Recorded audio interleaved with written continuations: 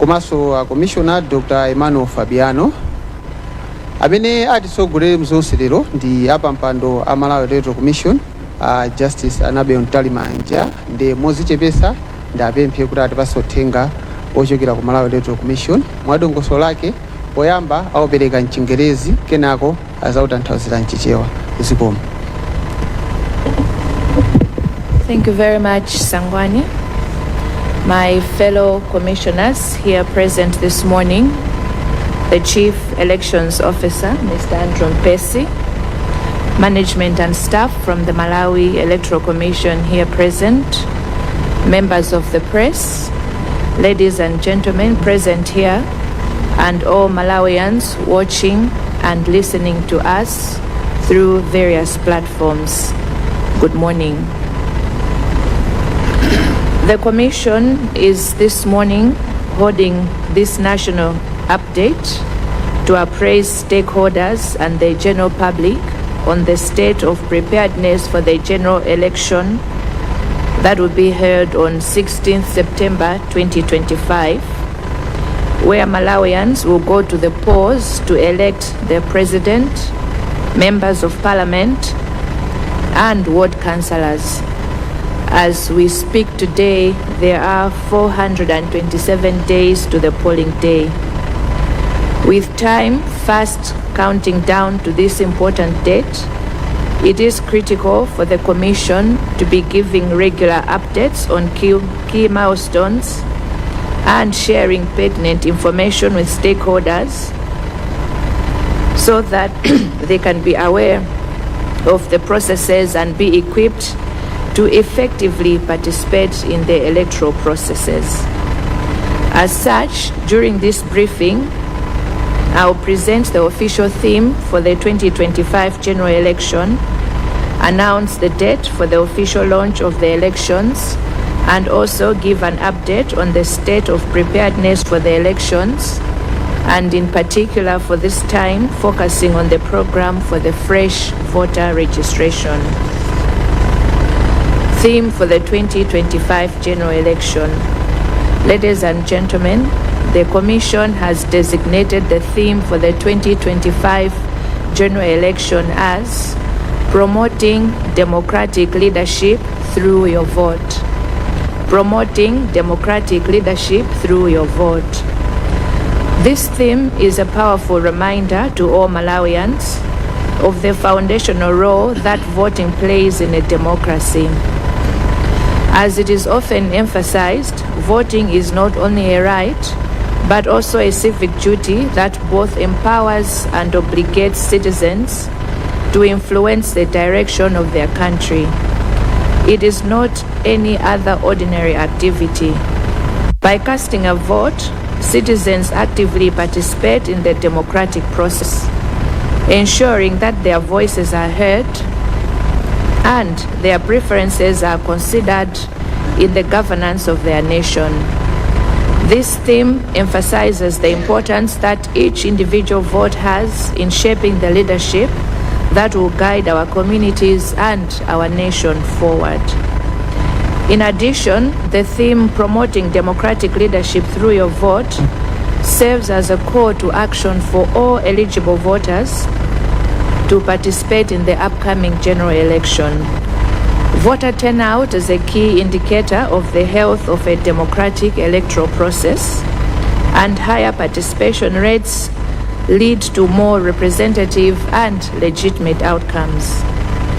This theme further reminds citizens that their participation is essential for the success and stability of democratic governance, and in this way, it's aimed at encouraging citizens to take an active role in the democratic process, ensuring that the elected leadership truly reflects the will of the people. The Commission is very optimistic that with active involvement of other electoral stakeholders, it is possible for the 2025 general election to register a higher turnout than in the past elections. The theme is a clarion call for all Malawians to register and vote in the upcoming general election. As a Commission, we are saying your vote because it is your free will choice. As a voter, you have the freedom and right to choose whoever you want to serve you without anyone intimidating or imposing their decision on you. Your vote should count and will count in deciding who wins an election. Henceforth, the Commission will reference this theme in all its subsequent communications regarding the 2025 general election. We also request all electoral stakeholders should, to the extent possible, reference, distribute, and make use of this theme widely in all election-related programs and activities. Launch of the 2025 general elections. The Commission will launch the general election on 2nd August 2024 right here in Lilongwe. At the launch event, the Commission will engage with stakeholders and update them on the range of activities conducted to date in preparation for the general election, as well as the remaining major activities up to and including the polling and results announcement dates. In keeping with the Commission's standing commitment to transparent and wider stakeholder involvement, we shall invite to the launch all registered political parties, civil society organizations, traditional and faith leaders, academia, media, government departments and agencies, among others. Demonstration to stakeholders and pilot voter registration. My fellow Malawians, the Commission has planned for meetings with leaders for political parties and their members, the media, development partners, civil society organizations, and ICT experts to demonstrate how registration of voters for the 2025 general elections will be done using the election management devices. These meetings are planned to start from 31st July 2024 and run through to 16th August 2024. The Commission will, in the same month of August this year, also conduct pilot voter registration in selected sites across the country. The pilot voter registration process is intended to test the devices, solidify their usability and agility, and draw lessons before the commencement of the voter registration. I should say with emphasis that everyone who participates in the pilot voter registration will also be required to register as a voter when the actual voter registration starts. Leaders of political parties will be advised accordingly regarding their roles in this exercise. Fresh registration of voters for the 2025 general election. My fellow Malawians, as you will recall, the Commission conducted constituency and ward boundary redemarcation exercise. The National Assembly endorsed the new wards and constituencies. The creation of the new constituencies and wards practically means that the constituencies and wards used in the 2019 elections were dissolved. This has resulted in a complete change of electoral map, that is the geography, comprising constituencies and wards across the country in terms of their size, location, boundaries, number, and in turn the number of eligible voters. The Commission therefore resolved that for the 2025 general election, it will conduct a fresh voters registration. This effectively means that every eligible person has to go and register as a voter to participate in the 2025 general election. As a result of the review of the constituency and ward boundaries, starting from the 2025 general election, the country will have 229 constituencies, which is up from the 193 that were there before, and we're going to have 509, which is up from the 462. The review of boundaries exercise therefore automatically moved some voters and sentence from one constituency or ward to another. Theoretically, this means that voters that registered in 2019 need to be allocated to their new wards and constituencies. However, this cannot be achieved effectively through transfers alone. Fresh registration of voters would therefore accord the Commission an opportunity to have a voters register that has a lot of benefits, some of which I will mention later in this statement. You will further recall that on 1st March 2024, the Commission published in the Gazette descriptions of the new constituency and ward boundaries. The Gazette further published a total of 6,344 registration centers, up from 5,002 in 2019. This therefore means that over 1,000 centers, or over 20% of the centers, will be new and will need to be populated with voters. The 6,344 centers were identified after an exhaustive and inclusive consultation process with stakeholders in the councils. Allow me at this juncture to mention that following the publication in the Gazette of the list of centers as aligned to the new wards and constituencies, the Commission received a number of observations and questions on the names and locations of the centers and some centers that were apparently skipped from the list. The Commission is currently in the process of resolving the issues and drawing a final list of voter registration centers that will eventually evolve into polling centers on 16 September 2025. On account of this exercise, the final figure of centers is likely going to change slightly, either upwards or downwards, from the 6,344 that were published. The Commission will issue in the Gazette a corrigendum of the voter registration centers. The advantages of a fresh voter registration are that: 1, it will eliminate deceased voters, that is, those that would have died before the commencement of registration in the voter register, thus ensuring accuracy and integrity of the register. Number 2, it will give true figures of the registered voters in their respective centers, wards and constituencies, as those who moved to different locations will register where they are currently residing. This will be good for planning purposes for procurement and deployment of staff.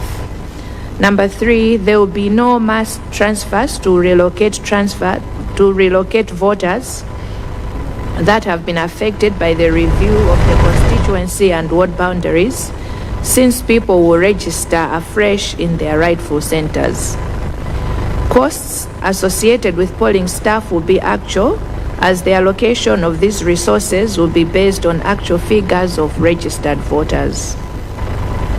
Who is eligible to register? Section 77 of the Constitution provides for universal franchise.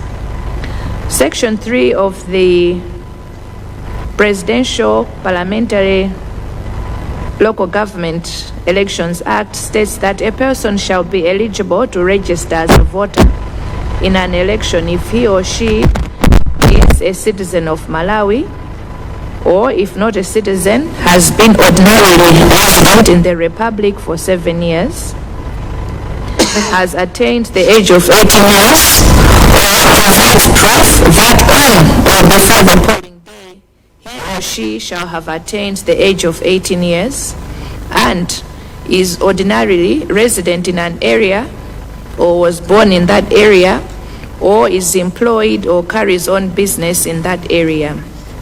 Therefore, for 2025, we can put it that every Malawian who was born before or by 16 September 2007 will be eligible to register as a voter. Phases for voter registration. My fellow Malawians, the Presidential, Parliamentary and Local Government Elections Act, among others, specifies in Section 4 that voter registration shall be conducted within the year of holding a general election.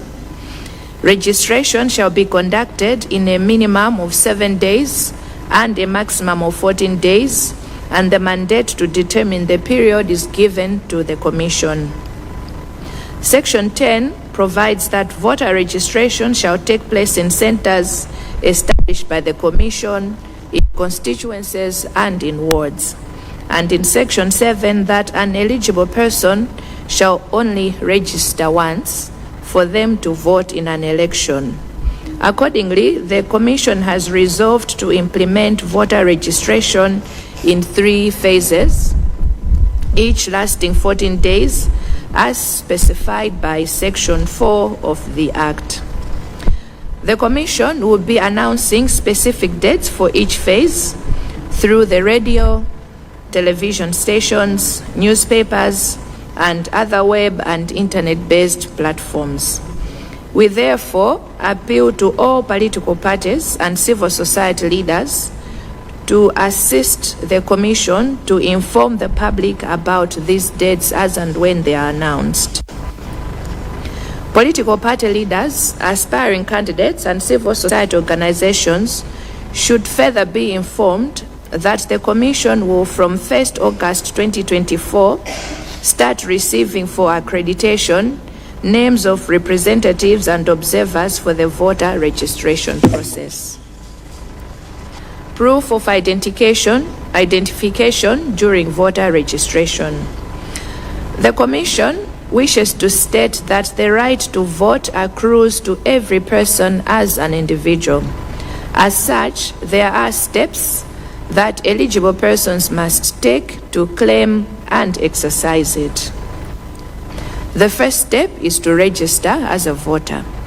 In accordance with Section 12 of the Presidential, Parliamentary and Local Government Elections Act, a person who is eligible to be registered as a voter in an election shall, as proof of eligibility, present in person to a registration officer proof of his or her national registration issued by the National Registration Bureau.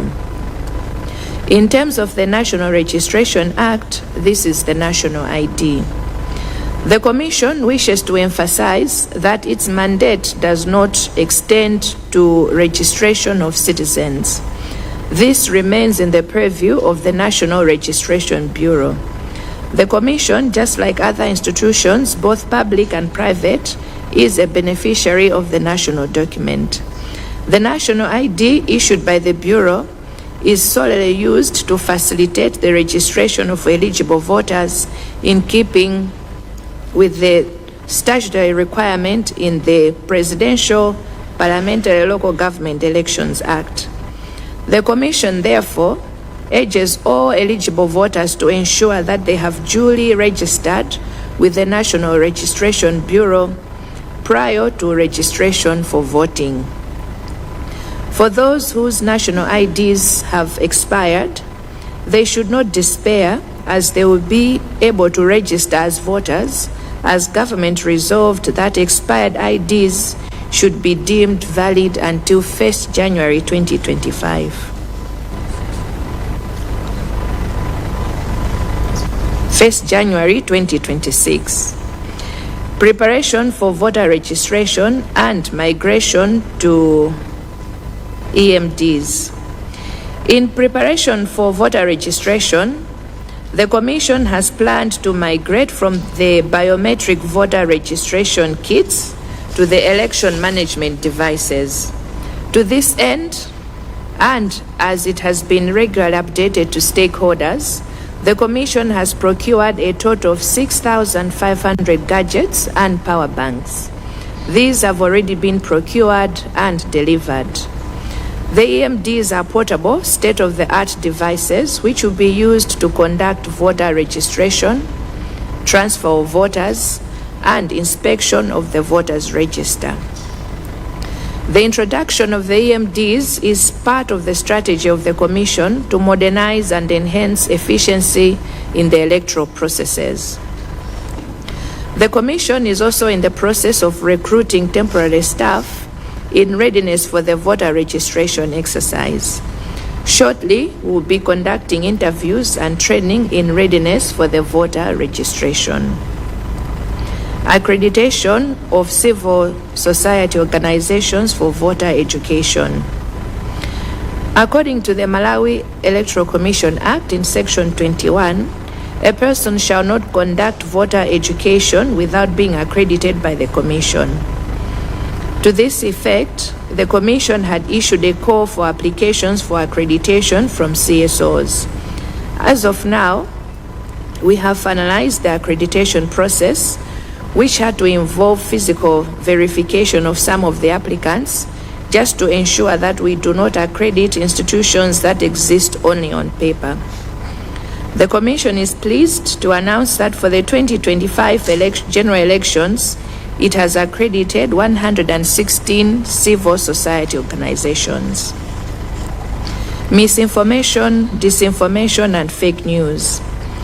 At this point, the Commission wishes to express its deep and growing concern with the potential for prevalence of disinformation and fake news as we prepare for the 2025 general election.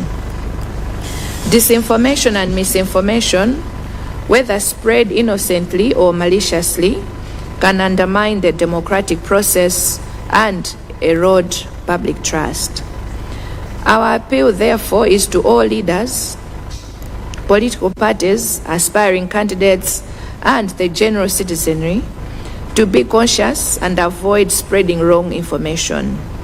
We urge everyone to verify the accuracy of information before sharing, especially on digital platforms and social media forums. The Commission, on its part, will work diligently to provide accurate and timely information to the public to ensure that stakeholders and the public have a clear understanding of the Commission's programs and decision positions. While we may undertake measures to counteract false electoral narratives, we urge stakeholders and the general public to also take an active role to preserve the democratic process. Should anyone come across any information purported to be from the Commission, always pause to verify with us through our designated information outlets before forwarding or posting. If you do not find it on any of our pages, treat it with caution and be circumspect with how you proceed with sharing such information. In conclusion, the Commission is calling upon all eligible Malawians to prepare for the voter registration process. Your participation is crucial for a democratic and representative election. Please ensure that you stay informed about the registration dates and locations. If you do not have the national ID, go and register now to have one. Those without proof of registration with the National Registration Bureau will not be registered as voters. As we move closer to the election date, we will continue to work diligently to address any emerging issues and challenges, and also ensure that the electoral process is efficient, transparent, and credible. As a Commission, we thank all electoral stakeholders and the Malawian public for their continued support and engagement. Together, we can ensure that the 2025 general election is a success and a true reflection of the democratic will of the people. I thank you all for your understanding. Thank you, members of the media, for coming. God bless us all.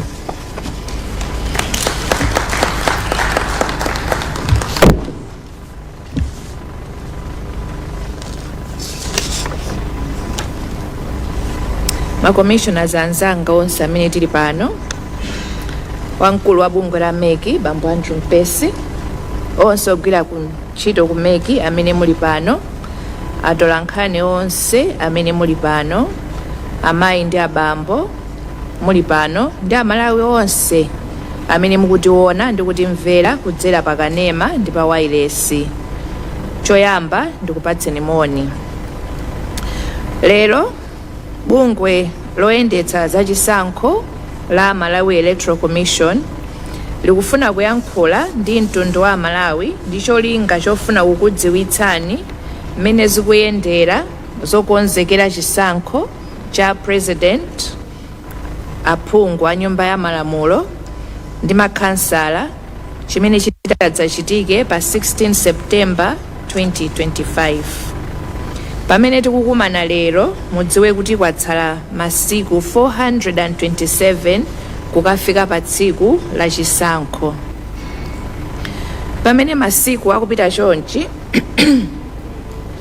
ndichofunika kwambiri kuti bungwe loyendetsa zisankho lidzikudziwitsani pafupi mmene zonse zikuyendera ndi cholinga chakuti muzitengapo gawo moyenera.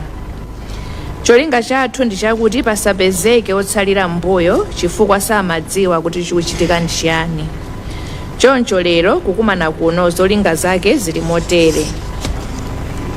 Choyamba kudziwitsa Malawi mutu umene utitsogolere pokonzekera chisankho cha 2025. Chachiwiri kulengeza tsiku lokhazikitsa chisankho. Chachitatu kupereka chithunzithunzi cha zokonzekera zisankho. Chomaliza kufotokozera za kalembera wa voti watsopano amene ayambe pompano. Mutu wa chisankho cha 2025.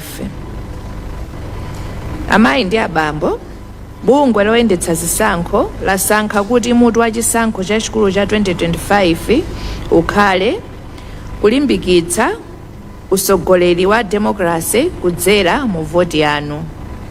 Kulimbikitsa utsogoleri wa demokrasi kudzera mu voti yanu. Mutuwu ndi chikumbutso cha mphamvu kwa Amalawi kuti chisankho ndi maziko a demokrasi. Monga zimakokomerezedwa kawirikawiri, kuponya uvoti si ufulu wokha, komanso ndi udindo wa nzika ina iliyonse imene iliyoyenerera kuvota. Nzika zikupatsidwa udindo otengapo gawo posankha amene angakhale adindo ndi atsogoleri mu dziko muno. Mutu umene tasankhawu ukutsindikanso kwambiri zakufunika kwa voti iliyonse payokha pa chisankho. Choncho ndikofunika kwambiri kuti aliyense atengepo gawo pa chisankho chikubwerachi. Pamene anthu atuluka ochuluka pa chisankho chimakhala cholimbikitsa komanso chimapangitsa kuti amene apambane pa chisankho chimenechi akhale wakuti akukondedwa ndi anthu ambiri m'dzikomo. Amayi ndi abambo, mutu umenewu ukutsindika kuti voti yanu chifukwa chakuti ndi ufulu wanu kusankha munthu amene mukumufuna popanda wina aliyense kukukakamizani kapena kukuopsezani. Ndipo voti yanu yokha imene ingapangitse munthu kupambana pa chisankho osati mwa njira ina iliyonse. Choncho pamene tikukonzekera chisankho pa 16 September 2025 tikhala tikumayang'ana ndi kulingalira kwambiri pa mutu umenewu pa zonse zochitika. Kukhazikitsa chisankho cha 2025. Amayi ndi abambo, bungwe loyendetsa zisankho lakonza mwambo kukhazikitsa chisankho pa 2 August 2024 konkuno ku Lilongwe. Pa mwambo umenewu bungwe limeneyi liyitanitsa anthu omwe akukhudzidwa ndi chisankho ndi kuwafotokozera zambiri za zonse zokonzekera chisankho chachikulu zomwe zachitika kufikira pano komanso zomwe zatsala mpaka kukafika tsiku loponya voti ndi kulengeza zotsatira. Oyitanidwa kumwambo okhazikitsa chisankho ndi zipani zonse za ndale, mabungwe omwe si aboma, atsogoleri a zipembedzo, atolankhani, nthambi za boma komanso wena. Misonkhano yoonetsera makina atsopano akalembera wa voti. Amalawi anzanga, bungwe la meki lakonza misonkhano ndi atsogoleri a zipani zonse m'dziko muno ndi otsatira awo, atolankhani, mabungwe omwe si aboma komanso akatswiri pa nkhani za ukadaulo wa makompyuta ochokera ku zipani zonse. Cholinga cha misonkhano imeneyi ndi kuwaonetsera ndi kuwafotokozera mmene makina atsopano akalembera wa voti amagwirira ntchito.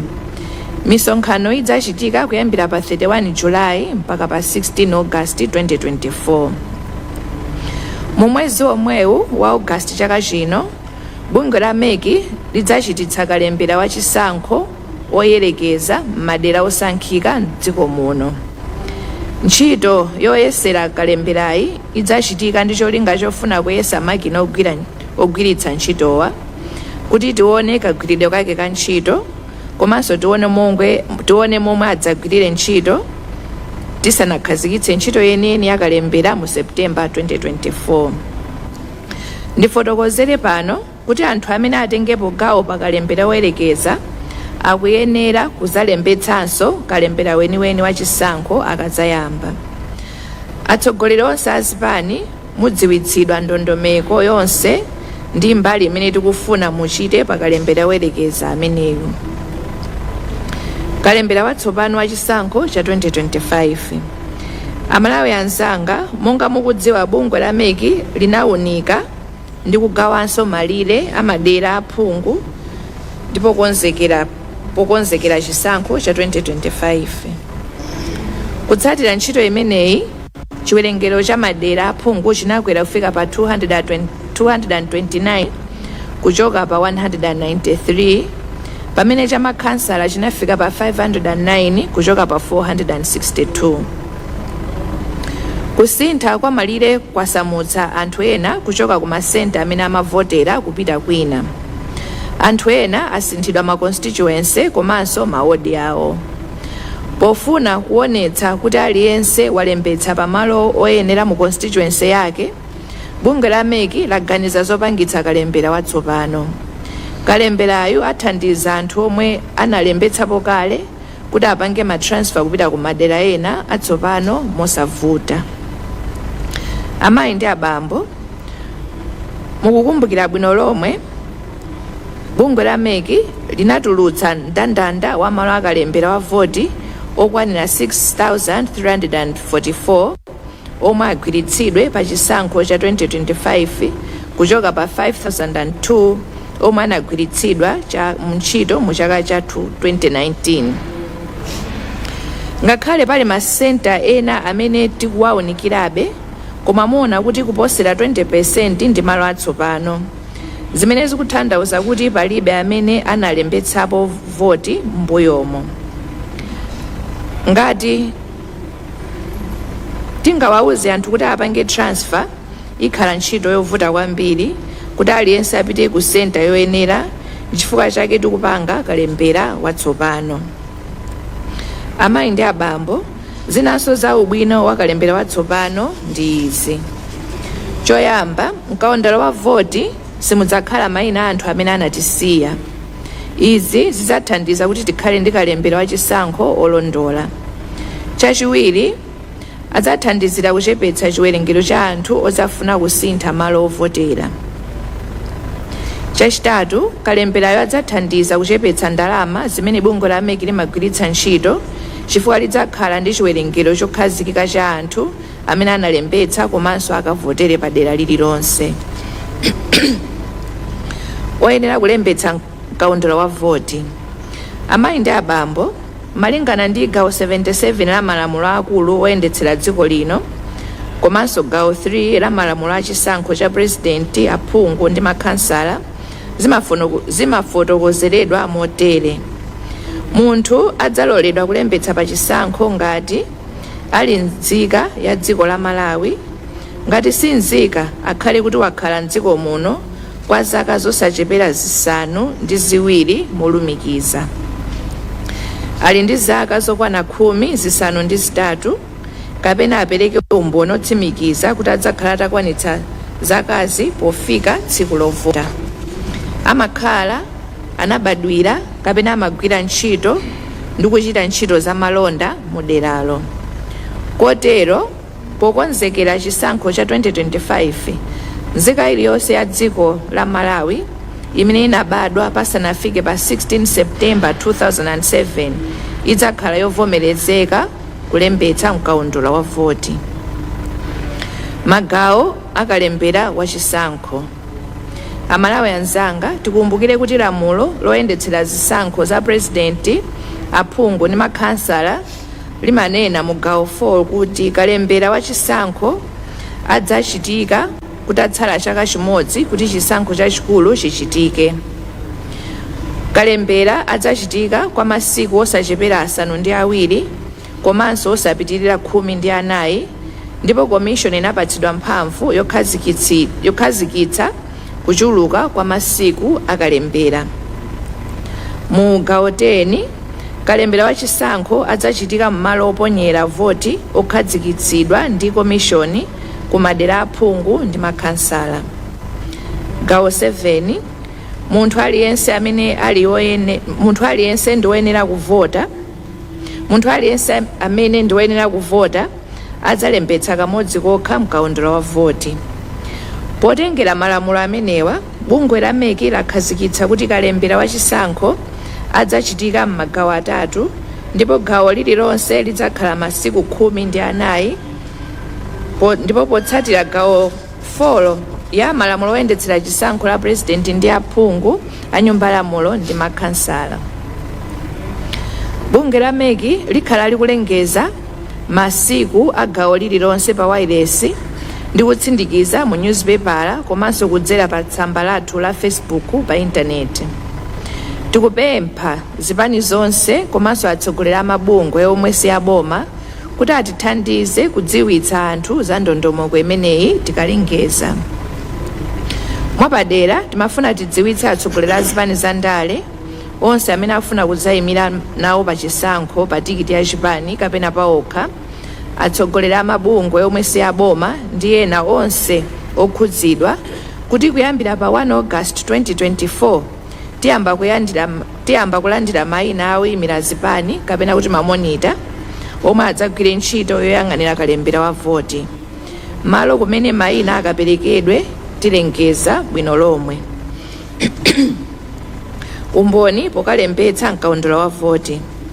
Amayi ndi abambo, mogwirizana ndi ndime 12 ya malamulo a chisankho cha president, aphungu a nyumba ya malamulo ndi makhansala, munthu aliyense olembetsa mkaundula wa voti akuyenera kudzabweretsa chiphaso cha unzika choperekedwa ndi bungwe la National Registration Bureau. Chiphaso cha unzika ndi umboni okhawo ovomerezeka kuti munthu alembetse mkaundula wa voti.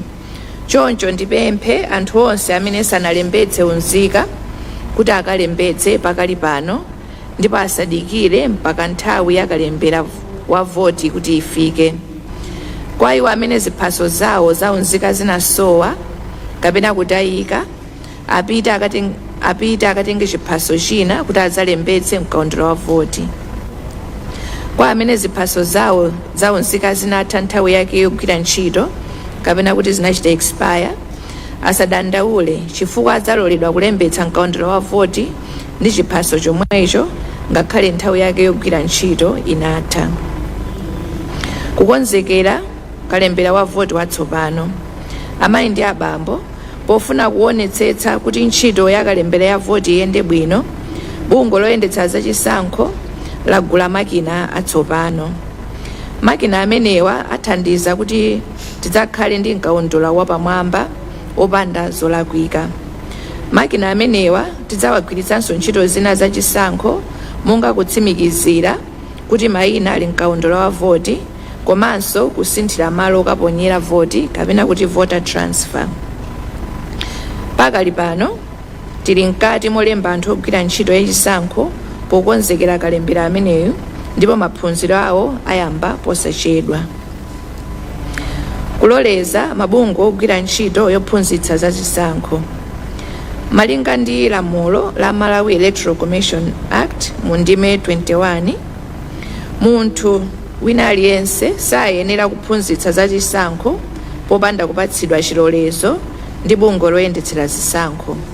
Pachifukwa chimenechi, MEC idalengeza pambuyopo kuti amene akufuna kuphunzitsa za zisankho alembe kalata kufunsira chilolezo. Tinalandira kalata zochuluka ndipo timayenera kuifufuza kalata iliyonse payokha. Kwa ena tinachita kupita kukatsimikiza kuti mabungwe amenewa alipodi kuopa tingapereke chilolezo kwa mabungwe omwe palibepo pa ground. Pano tamaliza ndipo mabungwe ovomerezeka mndandanda wake watuluka. Pali mabungwe 116 amene meki yawavomereza. Kufalitsa mauthenga abodza. Amayi ndi abambo, komishoni ikudankhawa kwambiri ndi kuchuluka kwa ntchitidwe ofalitsa nkhani zabodza ndi zolakwika pamene tikukonzekera chisankho. Mauthenga amenewa akhonza kusokoneza ntchito yokonzekera chisankho popangitsa kuti anthu ataye chikhulupiriro komanso kuganiza zongosiya kutengapo gawo pa ntchito za chisankho. Pempho lathu kwa atsogoleri onse andale, onse ofuna kupikisana nawo ndi nzika zonse ndikuti azindikire ndi kupewa kufalitsa mauthenga olakwika. Tikulimbikitsa aliyense kuti azifalitsa mauthenga okhawo amene atsimikizadi kuti ndi olondola. Ngati bungwe loyendetsa zisankho tayika ndondomeko zoonetsetsa kuti mauthenga athu akufikira paliponse ndi cholinga chakuti anthu asanamizidwe. Choncho mukaona uthenga okayikitsa tifunseni kaye ngati zili zoona kapena ayi. Tili ndi tsamba lathu la Facebook pamene timayikapo zonse zimene zikuchitika. Ngati mwakumaniza ndi uthenga wakuti pa tsamba lathu la Facebook palibepo, ndizotheka kuti zimenezo ndi zabodza. Chonde musafalitse uthenga umenewu mpaka mutatifunsa. Maotsiriza, bungwe loyendetsa zisankho likupempha Amalawi onse oyenera kulembetsa mkaundula wa voti kuti akonzekere kalembera wa voti. Kutenga nawo mbali kwanu ndikofunikira kwambiri chifukwa kupangitsa demokrasi yathu kuti ipite patsogolo. Chonde khala natcheru pomamvera wailesi kanema kapena kuwerenga m'manyuzipepala kuti muzidziwa za zokonzekera chisankho. Komanso ngati mulibe chitupa chaunzika pitani mukalembetse panopa kuti mukhale nacho. Popanda chitupa chaunzika palibe amene azalembetse mkaundula wa voti. Tikuthokoza anthu ndi mabungwe onse amene akhala kutenga gawo pa zokonzekera chisankho chimenechi, ndipo ngati bungwe loyendetsa zisankho tikulonjeza kugwira ntchito yathu mwa ukadaulo komanso osakondera mbali ndi cholinga chakuti zisankho zizayende bwino. Ndikuthokozeni nonse chifukwa chomvetsera komanso atolankhani zikomo kwambiri chifukwa chakubwera kwanu. Mulungu adalitse tonse zikomo.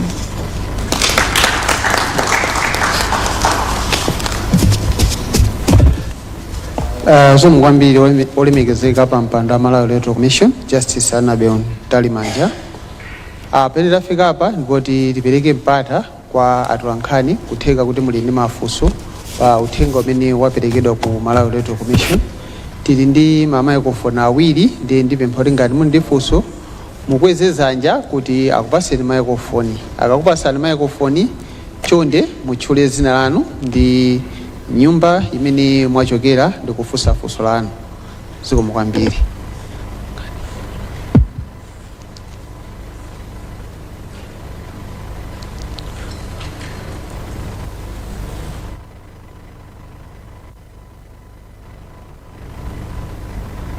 Ndine Robert Chandilira kuchokera ku Blantyre Synod Radio. Mafuna tidadziwa kuti kutengera mu zisankho zina zimene zakhala zochitika m'mbuyomu Amalawi osiyanasiyana kunjako akukhala ndi madandaulo osiyanasiyana malinga ndi mali zathu zimene amakhala akubwerera. Ngati bungwe la meki komanso nkhala pa mpando watsopano mupange zotani kuti zotsatira zikamadzabwera Malawi aliyense azathe kuzilandira. Zikomo kwambiri.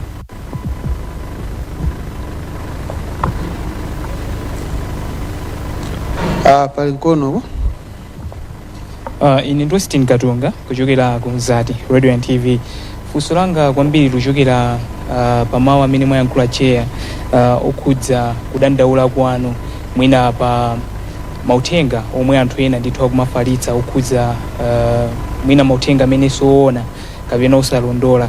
Mwina ndingofuna kumvetsetsa kuti ngati bungwe pali specific action yomwe mwina munapatsidwa kuti mungathe kutenga kwa anthu ena amene amafalitsa dala mauthenga amenewa amene solondola, mwina nchofuna kuwasokoneza anthu ena. Zikomo.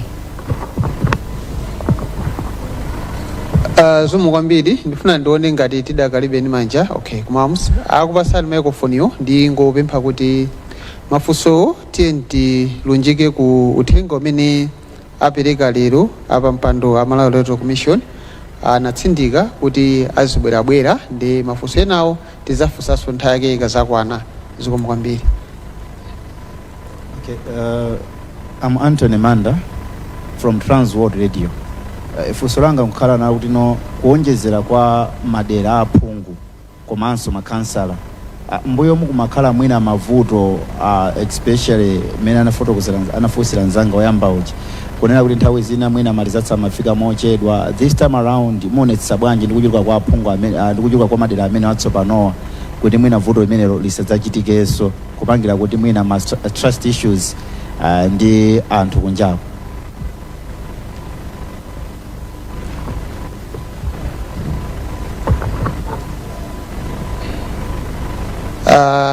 Yeah, you can help the floor, then I'll come in after you. Thank you.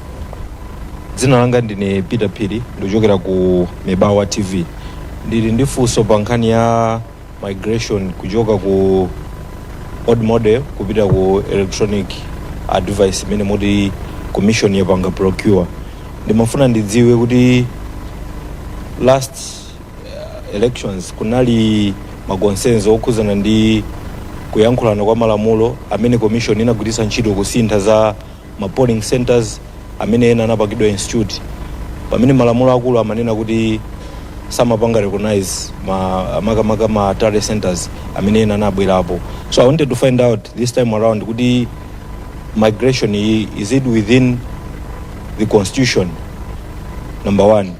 On the same ndimafuna ndidziwe nkhani yokhuzana ndi biometric. Nthawi zambiri kwanza tamvako kuti if we benchmark amapanga invasion ya privacy makamaka nkhani tikakhala kuti tikupanga mamashini they are used to collect information ina imene kukhuzana ndi anthu amene ali involved. Ndimafuna ndidziwe kuti kodi have we cross checked kuti zonsezi zili bwinobwino this time around pamene tifuna tipange migrate from the old model.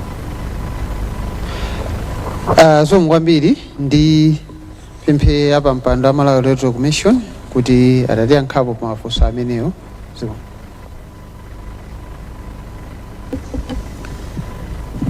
Thank you Sangwani. Zikomo kwambiri chifukwa cha mafunso onse.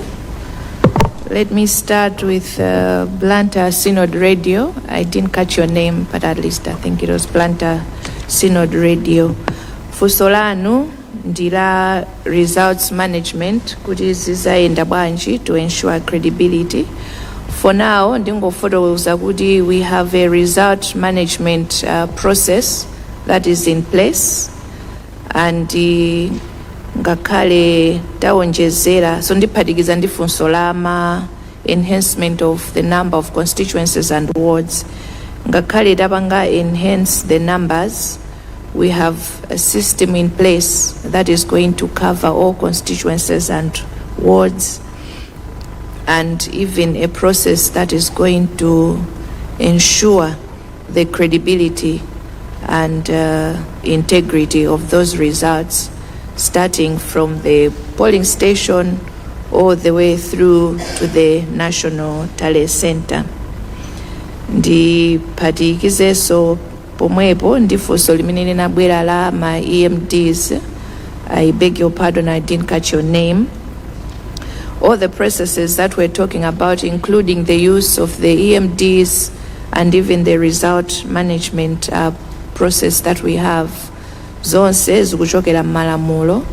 The premise for the commission has been to start from the legal framework that is in place at the moment, the Constitution, the Presidential Parliamentary Local Government Act, the Malawi Electoral Commission Act, and all relevant pieces of legislation. Zonsezi zinawunikiridwa kaye then processes and systems have been designed kuchokera kumalamuloko kusonyeza kuti the commission can assure you that each and every process and system and procedure that has been put in place has been designed kuchokera kumalamulo. Komanso palifunso la invasion of privacy, the same thing, the use of the EMD and even all the fields of the data that will be collected are being done within the confines of the law and the legal framework that is applicable, and also the data that will be given will be used solely for the purpose of elections and nothing else. Then there was a question on false information from, I believe, Nzati Radio. In terms of this, our cry, first of all, is just for everyone to be responsible in the way they manage information, particularly information that has not been sourced from the Malawi Electoral Commission, and also information that you are not entirely sure of its source. If this call is not heeded to, then also if actions that have been taken border on criminality, then we also have a legal framework within the country that can be resorted to. But we hope and trust that all Malawians will be responsible and will not have to resort to criminal processes to address that everyone is going to manage information responsibly. I believe I have catered to all the questions.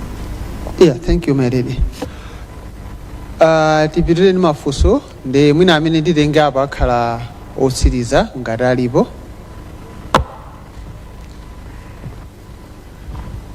Mokumbusaso msaiwale zina lija ndi kumene muchokera. I'm George Singini from Nation Publications. You have emphasized that only those that have national IDs will be allowed to register. But we have seen a number of political parties emphasizing that MEC should not restrict voters to using the national IDs.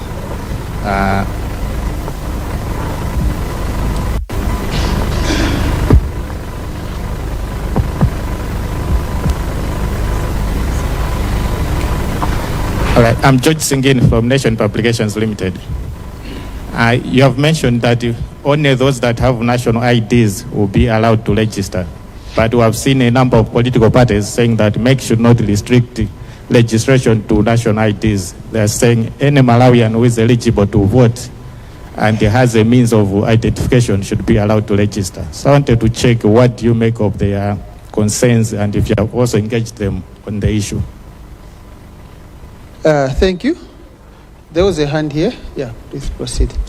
Yeah, I am Mike Arnold Mbalalem from PLFM. Madam Commissioner, the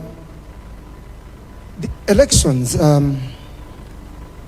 it is not an event, it's a process. People talk about rigging elections and all these malpractices that are supposed to be checked.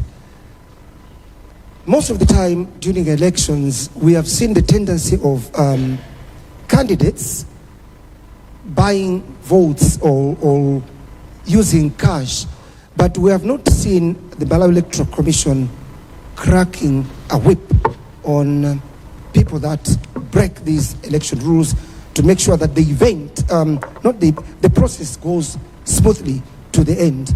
Are you ready this time around to discipline political parties or candidates that violate some of these electoral laws?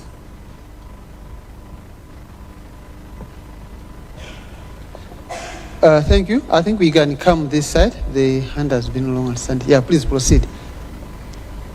Inendi Farida Muhea with Television Islam.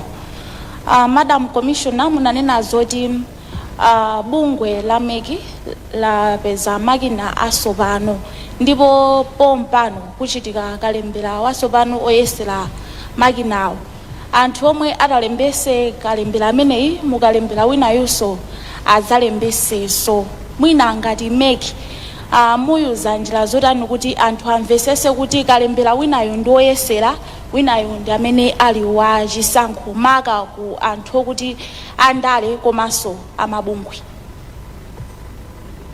Zomwe kwambiri timalize ndi dzanja linali akolo. Zikomo kwambiri ndikupa zoti zambiri nakale. Ine ndi Patrick Kachere kuchokera ku Munthu FM. Mongonjezerapo mwina pa nkhani ya zipangizo zatsopano zimene mukunena zoti zagulidwa. Sinozowa kuti ngati MEC mwakhazikitsa ndondomeko zotani kuonetsetsa zoti anthu achimvetsetsa chinthuchi, chifukwa nthawi zambiri timakhala mwina ndi mavuto a network komanso zinthu zina zimene mwina zimapangitsa zoti ndondomeko zina ziyimitsidwe. Zikomo. Zomwe kwambiri ndi apemphe apa mpando Malawi Electoral Commission kuti ayankhepo pa mafunso amenewo, ndipo akamaliza kuyankha atipasenso mawu otsekera. Zikomo kwambiri. Thank you Sangwani. Ndithokozenso chifukwa cha funso linali lonse limene labwera. Ndiyambe ndi funso limene lachoka ku Nation Publications from Singini regarding the use of the national ID as proof of eligibility.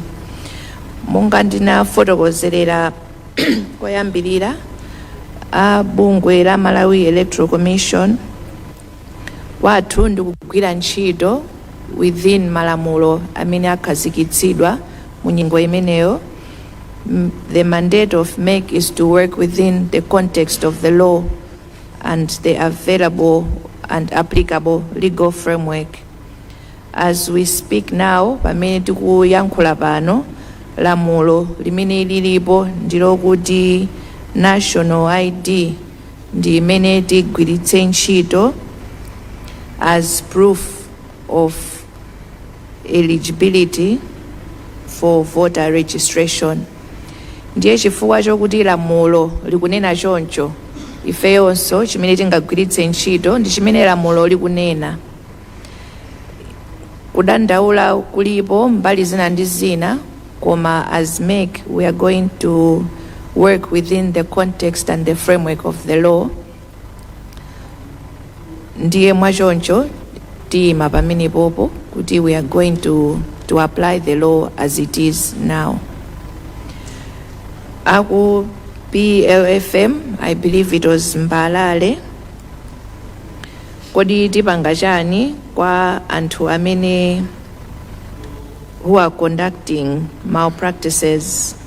Like we have said, we also work within the context of the law, and the issue of regarding handouts, the registrar of political parties is responsible for that, and who trust and believe that the law will take its course in that frame. On our part as MEC, we have a code of conduct for political parties that political parties, in our constant engagement with them, timapatsa and akudziwa, and the expectation of MEC is that throughout the electoral cycle, political parties are going to work within the context of that code of conduct that we disseminate to them. TV Islam, on the issue of the use of EMDs and the pilot voter registration, we are going to conduct mass civic education to educate voters so that they understand the processes. Rukodi tienda bwanji, ndipo makina atsopanowa ati agwiritsa ntchito bwanji, ndipo fezi iyi yoyerekezayi iyenda bwanji. Ndiye mauthenga apita ndithu, komanso kupempha kwathu kwa inu atolankhani mutithandizira MEC kuti mauthenga afale ndithu koma molondola, kuti anthu amvetsetse kuti kodi ndondomeko ikhala motani.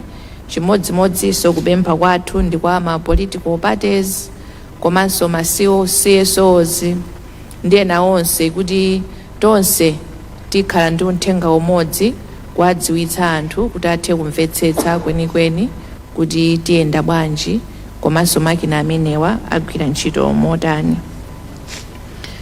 Chimodzimodzinso funso lomalizira lochokera kwa Kachere, ma political parties tikuyenda nawo.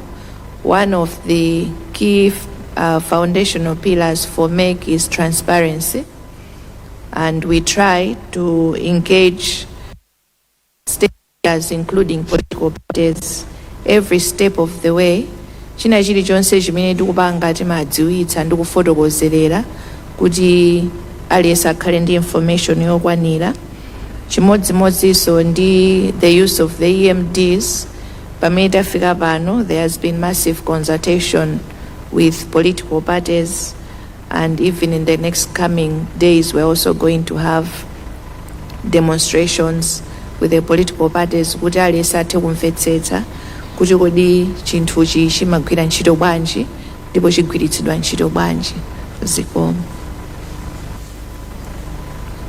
Tikafika pamenepo ndi kuti tafikanso pamathero a program yathu lero. Ndikuthokozeni nonse once again pobwera kuti tikhale ndi press conference imeneyi.